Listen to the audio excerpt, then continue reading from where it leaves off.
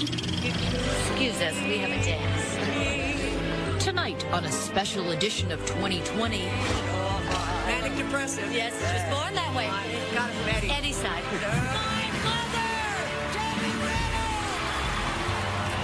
Debbie and Carrie, a Hollywood love story. I always feel, as a mother does, that I protect her.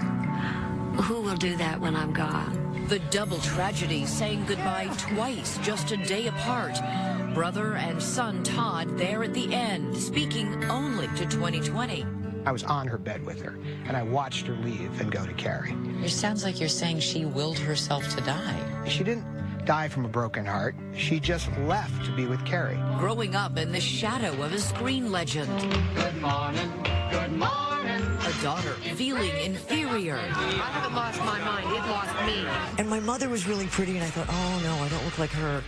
I better have another thing going for me. Their indelible but turbulent bond, portrayed on screen in Postcards from the Edge. I did not lift my guy Michael.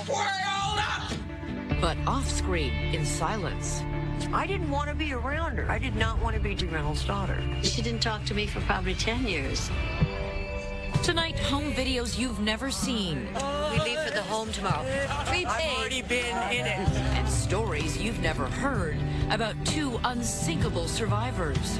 That ship may be down, but not me. I'm unsinkable. It's magical, the love story that went on for 60 years. It's okay, because now I'm Princess Leia's mother, so I'm really... The memories they've left behind for all of us. Happy days are here again.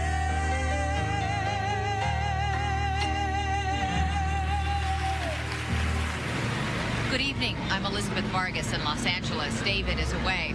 As you can see, I'm looking down on the fabled Hollywood Boulevard, where movie fans have been laying tributes at the Walk of Fame star of Debbie Reynolds. In the last few days, it has become a makeshift memorial for both mother and her daughter, Carrie Fisher, unbelievably dying just one day apart. And a few hours ago, I spoke to Todd Fisher, Carrie's brother and Debbie's son, about their very last hours and the end of a Hollywood era. 1 week ago, Todd Fisher thought his sister was on top of the world. At the top of her game. She looked beautiful. Her hair looked beautiful. She had wonderful, she was back in shape. Carrie Fisher! She was in London promoting her latest book and preparing to come home to Los Angeles for the holidays. When was the last time you spoke to your sister? Just literally before she left England. Was she excited about this trip, this book tour? Well, no, she was excited about Christmas. Her favorite thing to do was to give out gifts. When it came to economics, she's not ever interested in a deal, but she always had the most amazing gifts for everybody. United 935 Heavy, I need the nature of the medical emergency. But on that flight, just 15 minutes before landing, the iconic actress suffered a massive heart attack. We have an unresponsive passenger. They're working on it right now. A mid-air medical emergency for actress Carrie Fisher. How did you hear that something had happened to Carrie on board that flight, just as it was coming into land? I had a phone call from my mother's house and said that something's happened with Carrie, and, so we obviously all got into high alert. Was she alone? She was never alone. Did people help her? Of course.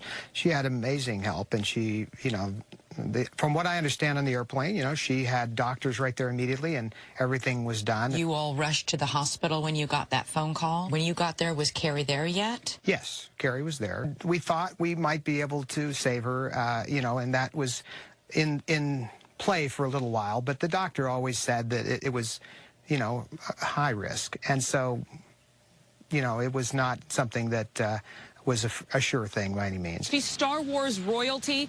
Now Carrie Fisher is in the intensive care unit. Your mom had issued a statement saying at one point that she was stable, and I think a lot of people had a lot of hope at that point. Now, what she meant by that, because I was with her, is she's stable in ICU. Now, I mean, being stable in ICU means you're stable in ICU. You're still in critical condition. So that never changed. She was on life support? Yeah, she was always critical. And, my mother always felt that she, had already sort of left the building, so to speak. That was her feelings. But that she had hope. We all have hope. My mother has very strong faith. She's a strong belief in God and has always talked to God in a real personal way. And that's part of what her strength was about. Did your mother have the chance at Carrie's bedside before she died to be able to gather around it? Was the family able to have a moment? Yes, everybody had that. But at the same time, you know, things didn't need to be said or done differently. It had all been said before, and it was all in place. Nothing else needed to happen. Things happen naturally, is what I'm saying. It must have been excruciating for your mother to lose your sister. It violates the order of nature to lose a child. The last few days that led up to the losing Carrie, my mother had a few moments where she was clearly distraught, but 99% of the time, she sucked it up. And then what happened that last day? I think the most important thing that happened is Carrie left. And when Carrie left, my mother had many years ago said, I don't want to attend my daughter's funeral. There was really no grief in her like you might expect. It wasn't that she was sitting around and just unconsolable. Not at all. She then said that she really wanted to be with Carrie. She said that. In those precise words. And within 15 minutes from that conversation, she faded out. And within 30 minutes, she technically was gone. What do you mean faded out? I mean, she started to have a stroke, and she just effectively went to sleep and didn't wake up. She closed her eyes peacefully like you're going to sleep, and she literally went to sleep and left. Beloved and legendary actress Debbie Reynolds has died at age 84. She willed herself to die. I'm saying that my mother, if anybody, had somehow a way to do that, and I watched it happen in front of my face. What did that look like? She literally just went to sleep and left. And, you know, we obviously went through all the motions, you know, to get her, try to bring her back and all that, and we didn't know we couldn't do that. I just sat there and watched her leave, and you know what? That's what makes it okay. If it was something else, I wouldn't be okay. The fact that she's with Carrie, you know, and taking care of her, which is what she loved most. The two of them, Carrie obviously had more needs in many ways, and my mother loved that, helping her and watching after her, and was brilliant at it, but also obsessed with it. And Carrie, on the other hand, was also equally obsessed with taking care of my mother. That's what the beauty of this is. The love story is uncanny. And to exit the planet, it makes Romeo and Juliet look like soft stuff. I mean, it was unbelievable. This is horrible, but it's beautiful. It's life. I mean, and it's what she wanted. And because of that, I hope we're all okay with that, because that's where Debbie wanted to be. She had a will to not want to leave Carrie and not want to have Carrie alone. And also, I think she'll be of great assistance in heaven with Carrie, because Carrie's really, really tough to handle at times, and my mother was amazing. You think Carrie's making a scene up there? I'm sure they're all... I mean, initially, she was there for a while on her own. I'm almost thinking maybe God had a little chat with Mom and said, get up here and give us a hand. Todd says mother and daughter will be buried at the famed Forest Lawn Cemetery, a California hillside full of industry royalty, from Michael Jackson to the Marx Brothers to the man who made Mickey Mouse. Will they be buried next to each other? They will be buried next to each other. And we're going to go to Forest Lawn, where her other friends are. Liberace, Betty Davis was a great friend of my mom. They made the movie Catered Affair and became friends. And Betty's buried in the same area where Debbie's going to go. And right on the other side of this wall is where Liberace is, who is a close friend of my mom. And his mother is also there. So it'll be a double funeral? We'll have a private funeral with friends and family together, which is how they would want it. And then we'll figure something out for the public. Their life is high-class stuff. And these were high-class broads. Very high class. And so they deserve to be remembered and discussed in this fashion. It's horrible. It's beautiful. It's magical. They're together. It's just, it's beyond words. It's beyond understanding. But I saw it, and it is what it is. You can't deny it. It is what it is. Good morning. When we return, America's sweetheart Debbie Reynolds and her husband Eddie Fisher, who left her for Elizabeth Taylor. Brangelina or Kim and Kanye. This story was 3 times that in magnitude. And later, more family memories from Todd Fisher. A lot of friction. But no one's running away from it. Next.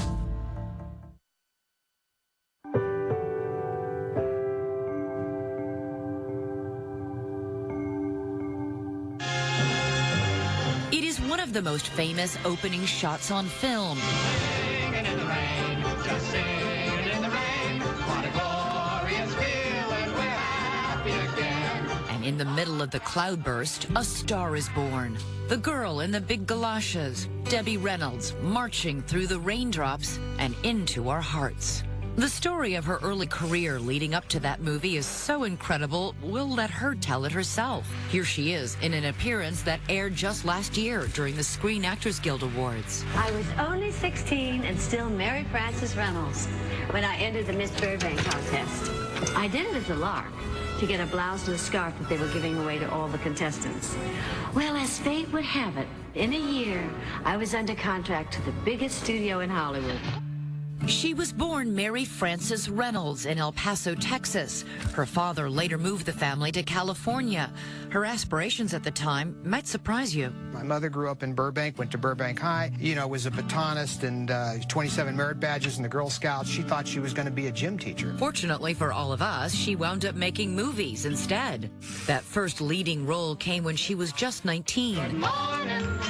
It's great to stay up late. She had never danced professionally. She always said Gene Kelly never liked her because he wanted a professional dancer in that part. He didn't want to work with a beginner.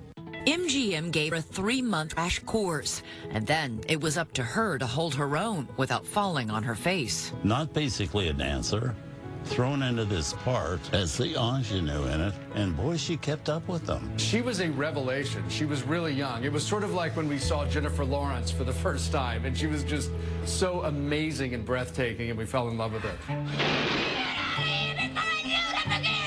There would be other movies, more than 30 of them. In 1955, she was the girl-hot Frank Sinatra in The Tender Trap. We could go to the License Bureau and be married and then have a baby and have another baby in the country. Todd Fisher says between takes, his mom got sage advice from Sinatra. He said, whatever you do, Debbie, do not marry a singer. Reynolds ignored Sinatra's warning. She married a crooner named Eddie Fisher, who was famous for serving up pop, both carbonated and musical, on his television show Coke Time.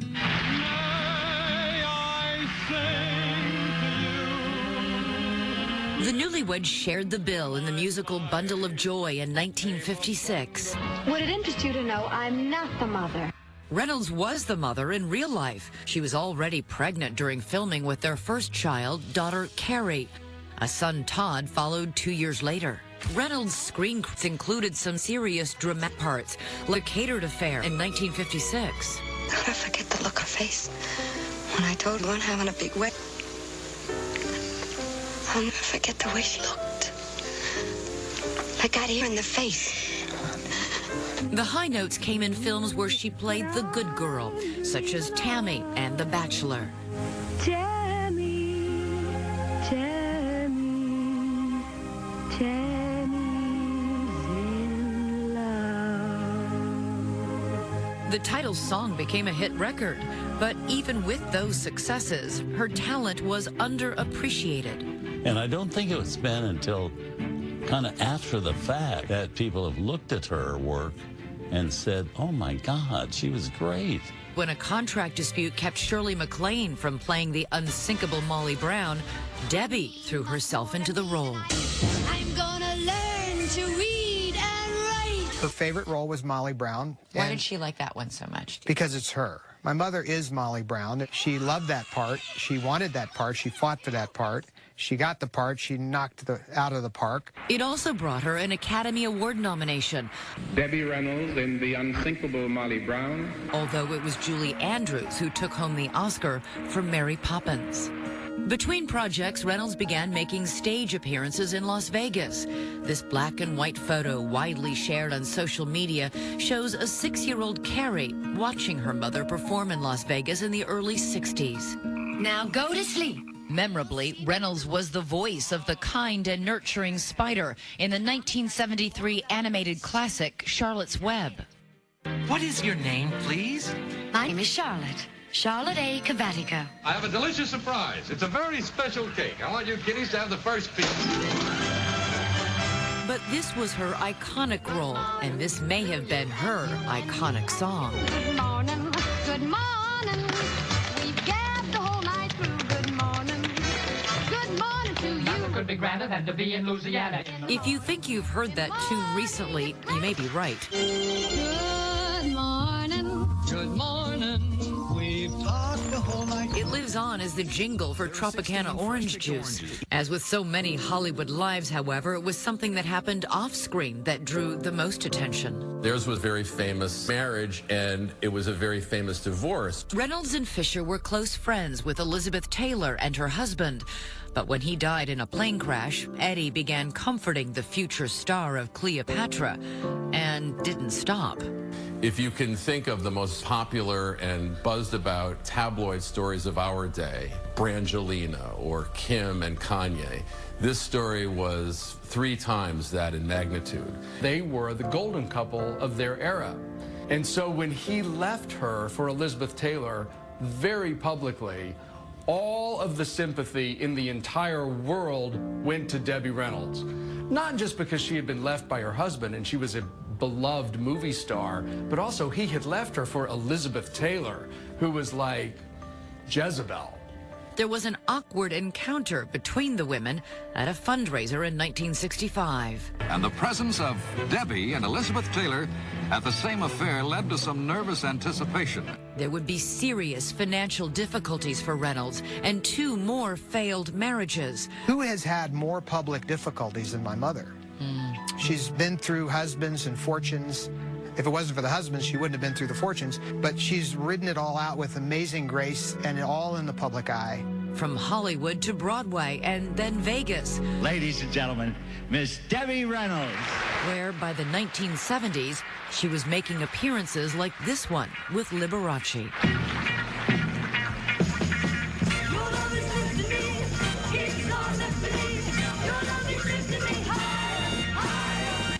But it is her early work, those Technicolor, melt-in-your-mouth cinematic confections that will stand the test of time.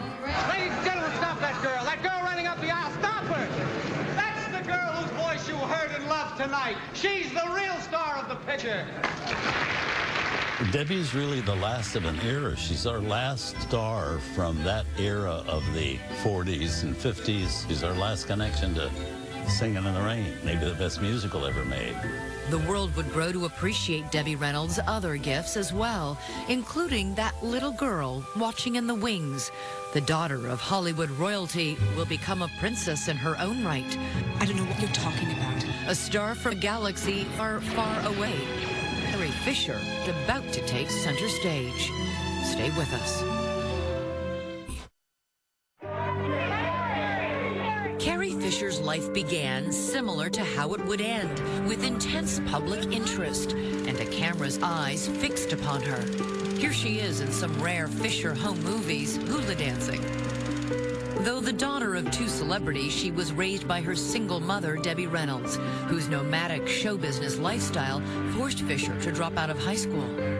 I wanted to do what my mother did. I wanted to be like my mother. I worshiped my mother. I was in my mother's nightclub back when I was 13 years old.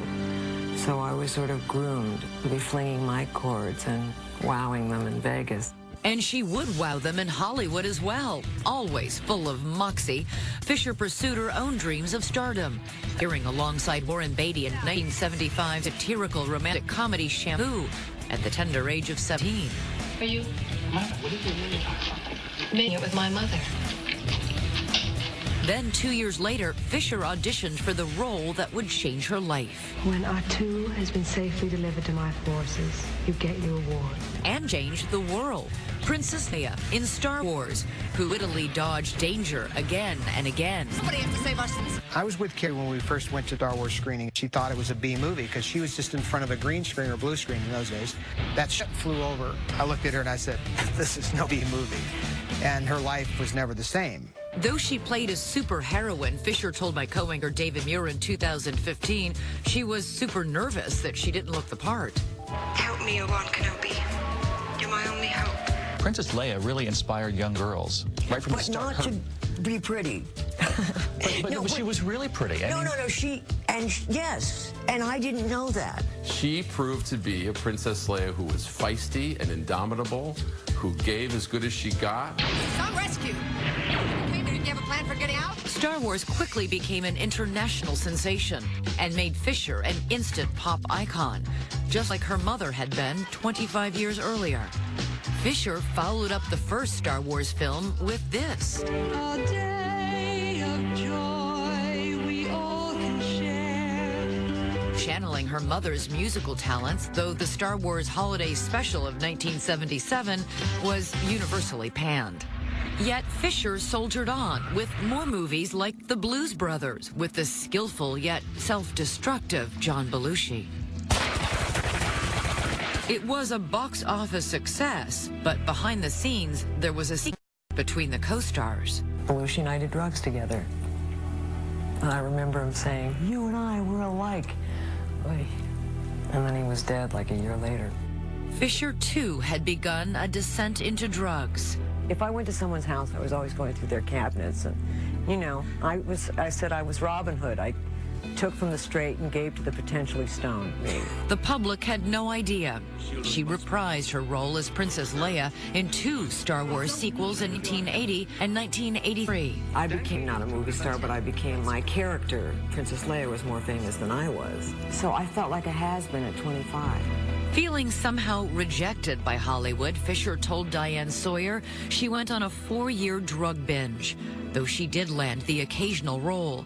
When filming When Harry Met Sally, I've got the perfect guy. I don't happen to find him attractive, but you might. She doesn't have a problem with chins. she seemed perfectly fine by day, but Stayed up late, snorted heroin. That's nice. My mother will be so proud. It would be warmer if we shared. Under the Rainbow is the one where I was completely crazy. I was on drugs. I started losing a lot of weight. Fisher says hallucinatory drugs brought a kind of rest to her fevered brain. And I bought this house because I thought that it would look good on acid and it would be great for parties. I felt normal on acid. So LSD brought you down. It just gave me visuals. So each day you'd wake up and you decide what you needed that day in order to feel what? Less. Just feel less. In 1983, she once again follows her mother's blueprint and marries a singer, Paul Simon, whose talent helped ground his high-voltage bride for a while, at least. One of the things I really liked about Paul, any words that have a certain rhythm are very soothing to me. What's the song that he sings that most took you? Kathy, I'm lost, I said, though I knew she was sleeping. Kathy, I'm lost, I say, though I knew she was sleeping. I'm aching and empty and I don't know why. Empty and aching and I don't know why. The marriage was short-lived. Fisher was linked to several other A-listers. Men were drawn to her because she was a fascinating person to be around. She was engaged to Dan Aykroyd for a brief period of time. We got the blood test and the rings and the whole thing, and then we didn't get married. She also had a relationship with the CAA agent Brian Lord, which produced a daughter, Billy. And she had an affair with Harrison Ford at the beginning of the making of Star Wars. All these things are true because she's told them to us. It was Aykroyd who she credits with getting her off cocaine, but she didn't stay clean for long. At one point, she says she was taking 30 pills of the painkiller Percodan every day to try to mellow out her manic state. You were married to Paul Simon at one time. You're kidding. Yes. Oh, my God. Well, that's incredible. No one knew that the real issue wasn't so much the drugs, but rather an average day inside Carrie Fisher's mind. I'm manic depressive. Does it terrify you to say that? No. I own it. I'm mentally ill. I haven't lost my mind. It lost me. While her film career stalled, she appeared in these home movies that capture her condition. It is like a 24-hour carnival ride, her monologues, an attempt to silence the roar. You know when you make the statement you can't contain yourself? That's how I feel all the time. Not all the time. Certainly I wish I felt that way all the time. And yet You can't stop. Very painful. It's raw. You know, it's rough. But it's a feeling of having been poured too much personality, it then spills out. Your eyes, your mouth. And it's humorous barbs that spilled out 11 years ago at this AFI tribute/roast for Star Wars creator George Lucas. Hi, I'm Mrs. Han Solo, and I'm an alcoholic.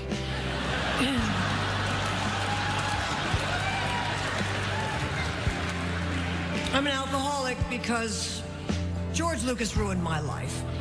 Where she finally let it all fly about her love-hate relationship with the role of the royal rebel, which came to define her career.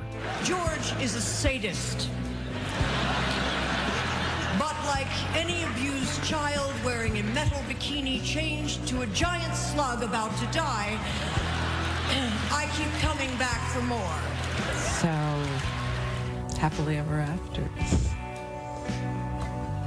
No such animal. No, it's just... What is it then? What's the adjective? Everything ever after. Next, the family secrets a daughter share on the big screen. I drink socially. I took acid socially. That would cause a decade-long silence. She didn't talk to me for probably 10 years. Stay with us.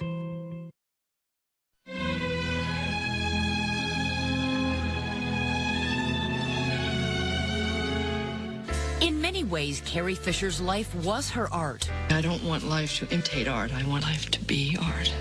But she was a realist. So in her 20s, Fisher turned her tumultuous real-life stories into best-selling novels. Her first was Postcards from the Edge, which was made into a film in 1990. In this town, it's not only not, you can't grow old gracefully, you can't grow old at all. So you can as a writer. It was about a young actress raised by a movie star who had ended up in rehab. I'm in a rehab? The parallels between Meryl Streep's character Suzanne and Fisher are unmistakable. Do you always talk in bumper stickers? You know, addiction isn't the problem, it's the solution. Until you remove... In Postcards from the Edge, the mother is played by Shirley MacLaine. This anger isn't about who you're really angry with. Hello, darling. Hello, dear. Oh. Hi, Mama. Clearly was we would call a kind of Romana Clay of her relationship with her mother, Debbie Reynolds, and at the same time very frank about her own struggles. I'm going to kill myself. Say that. Eat in jest, Suzanne. Just come out of a drug clinic. People might take it the wrong way. Oh. In the film, both mother and daughter are actresses. While her daughter's career is poised to take off, the mother's star has faded. Yet still, she grasps for the limelight. It is some of the best dialogue, the best repartee that you will see on a screen outside of those old His Girl Friday kind of Zinner comedies. Remember my 15th birthday party when you lifted your skirt up in front of all those people, did not lift including my that guy skirt. Michael? It's twirled up! And you weren't wearing any underwear. Well, times and times I've seen them all in my near eye and full hair. When she does the Sondheim song, I'm Still Here, that was Debbie. Yeah. And Carrie understood that, and I think in many ways resented it and adored it. Turner Classic Movies host Robert Osborne was friends with Debbie Reynolds for more than 40 years and co-hosted a film review show called The Essentials with Carrie Fisher. One of my favorite scenes in the movie is when they're in a kitchen in the morning. Shirley MacLaine's, lecturing her about getting serious about her life and her career. Thank God I got sober now so I can be hyper-conscious for this series of humiliations. All the while she's making a health food drink. She rings up, gets a bottle of vodka, and pours in a health food drink. I think that Debbie Reynolds often said she was not like that character that Shirley MacLaine would play in the movie adaptation, because that woman was sort of angry, and Debbie thought of herself as very sunny. I was born very up. I don't burden myself. Carrie burdens herself. In this interview from 1994, Reynolds explains the sage advice she had for her daughter. As far as happiness and approach to life, there is something to listen to me about. And when she wants to, she'll ask me. I don't think I'll be alive to hear it, but... In 2011, the two spoke to Oprah about those years during Fisher's youth when she rebelled against her famous mother. We had a fairly volatile relationship early on in my 20s. I didn't want to be around. I did not want to be Debbie Reynolds' daughter. It's very hard when your child doesn't want to talk to you, but when you want to talk to them and you want to touch them, you want to hold them. It's a total estrangement. The birth of Fisher's daughter Billie in 1992 would help heal all the wounds in their relationship. While Fisher enjoyed success in her writing work, Reynolds' career got a boost in television. Come on, girls, jump in. Ma, there's no singing here. It's great to stay up late. Good morning. Good morning to you. And she would have one last movie role herself as, yes, a mother, Liberace's. All I need is to be near you. She had really transformed herself to play this character. But look how much I've learned. It was a brief and final testament to what an amazingly underrated, brilliant actress Debbie Reynolds was. While Debbie transformed herself, Carrie was about to revisit old friends. Some things never change.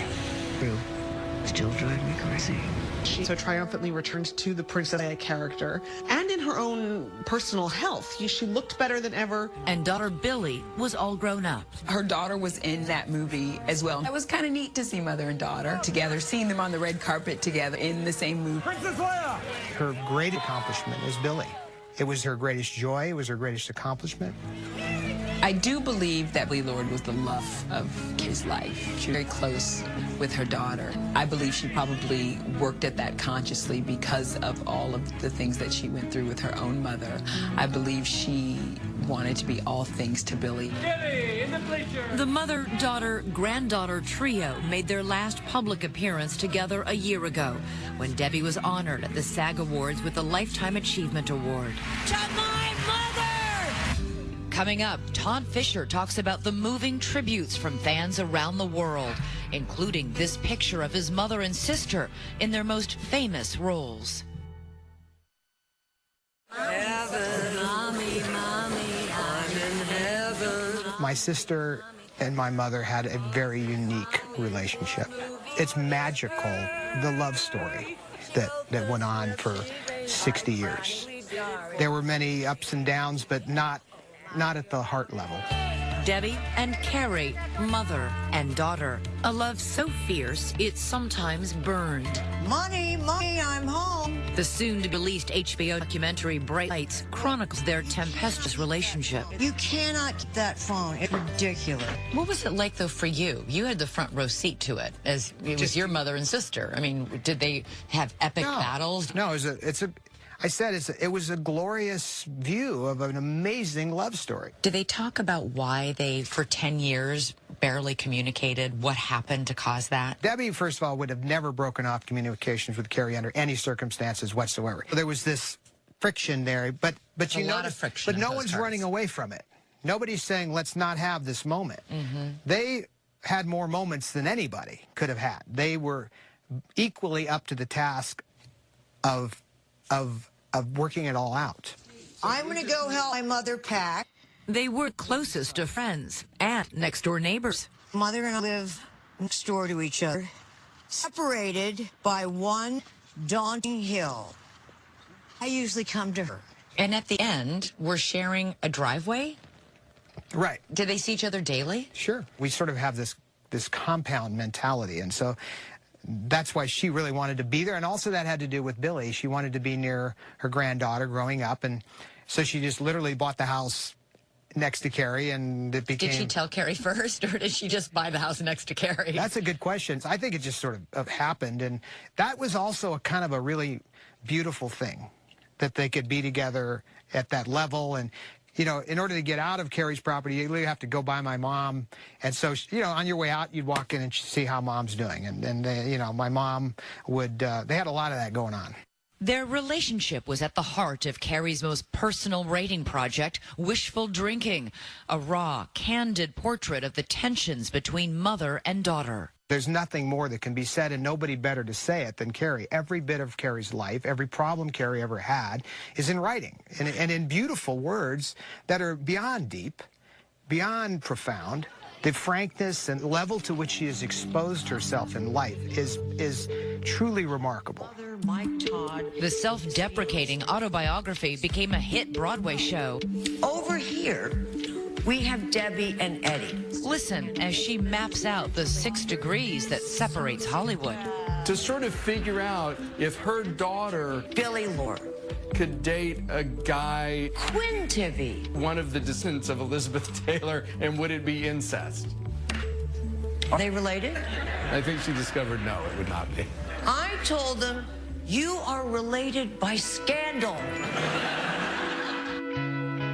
There's a great photo going around of Carrie sitting in the wings watching your mother perform on stage. Yes. You guys... We always were sitting in the wings watching my mother on stage in awe. She connected with an audience. It was just an amazing thing to watch. But it was a little surreal as a child because you know Mommy, and there's a different thing going on there. And then when she's out there, it was almost like a different person. How do you most want your mom to be remembered? She would want to be remembered, obviously, as this great, strong person, as an inspiration to others, not so much as a great entertainer. She was most proud of just watching, you know, her children, and she lived a very beautiful, inspiring life. It is a life that one could model after. And how would you most like your sister to be remembered?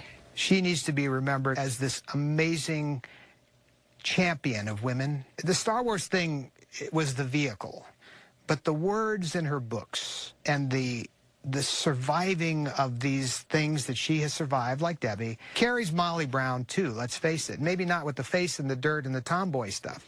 She's the Molly Brown with the diamonds on the soles of her shoes. You tweeted out this drawing. I did. Of your mom and your sister. I did. Magical. My mom was made through Singing in the Rain.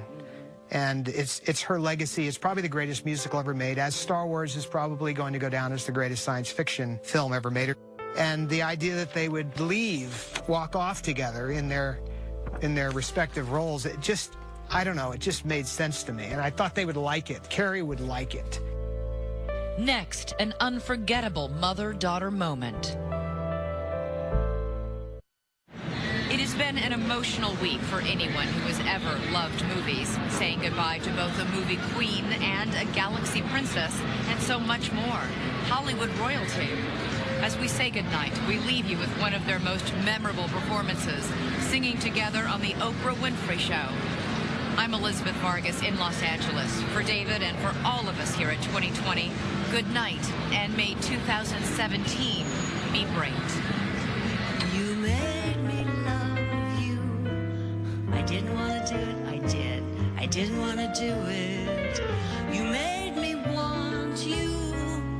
And all the time you knew it. I guess you always knew it. You made me happy sometimes, always. You made me glad.